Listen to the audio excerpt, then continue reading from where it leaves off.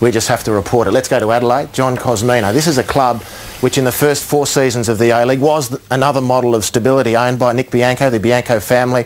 2 A-League grand finals, a final of the Asian Champions League. They go into this season with Bianco having moved aside or moved away from the club. FFA are now under control the club. How do you think it's going to roll out for Aurelio Vidmar?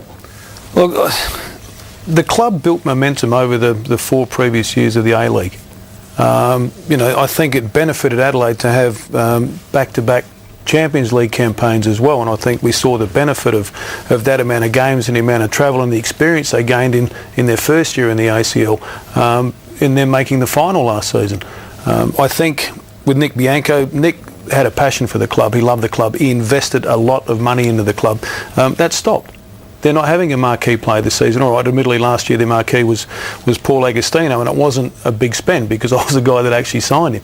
But it was still, the fact is that money was available to do more things.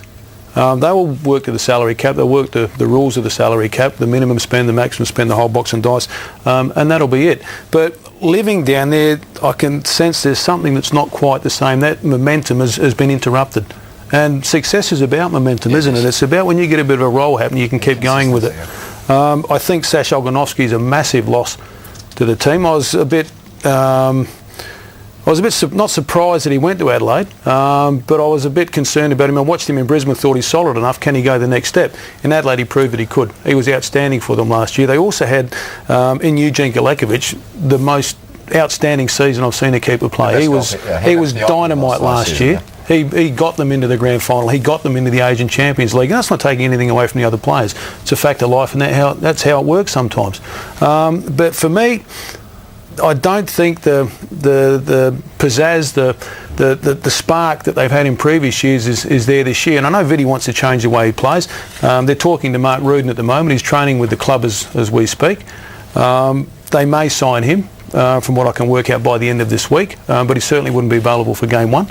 On Friday night against Perth. Right. So where they go from here, I don't know. I think they've got a great signing in Adam Hughes in midfield, and I think Lloyd Owusu, if he can overcome the swine flu and the subsequent pneumonia that he copped from it as well, will be an asset, because I rate Cristiano as a striker, and I'd like to see Viddy play 2 up front. I spoke to him about it, and he said he would like to play with 2 up front. At the moment, with just the one striker, is restricted. They've got Byte in the middle of the park, but I think they're going to struggle at the back, and that could cause problems, because last year they didn't score a lot of goals, but they certainly didn't concede many either. All right, 1 or 2 up front for Aurelio Vidmar. That's only part of the equation. Let's hear from the Adelaide boss as to where he's going from this point on.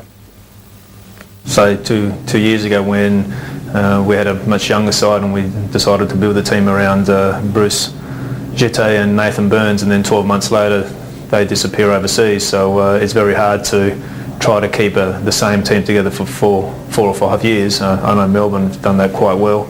Well, we had another turnover of 7 or 8 players again last year, some through retirement and some being released. So I think that's the way the A-League is. Our strategy changed from the younger kids to probably a mid-20 range in terms of players thinking at that stage they're not going to go overseas, or they've had their time overseas.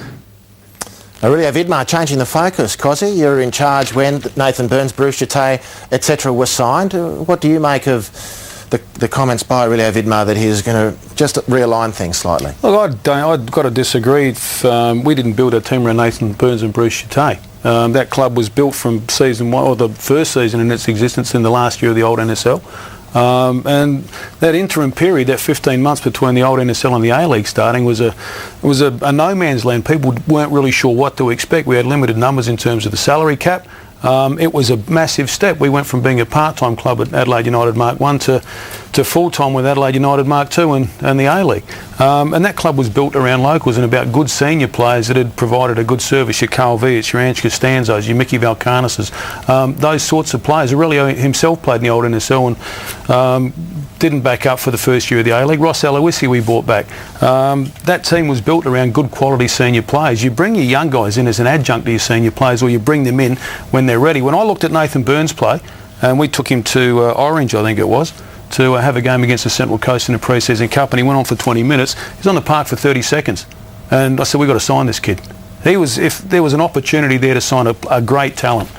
And you don't knock back those opportunities. It would have helped that he was playing just up the road from his home in Blaney. Mike, almost sacrilegious. We heard the name Mark Rudin linked with Adelaide United. He's an avowed Sydney FC player. The big blue man is going to be a big red man, possibly, and he is down there on trial. Look, he's back from Swiss League, I should say, but the club from Liechtenstein, FC Vaduz. He's sorted things out there with Pierre Lidbarski, and he's available to play, but I don't believe until the end of August. So even if he does sign for an A-League club, he'll miss the first few rounds of the season.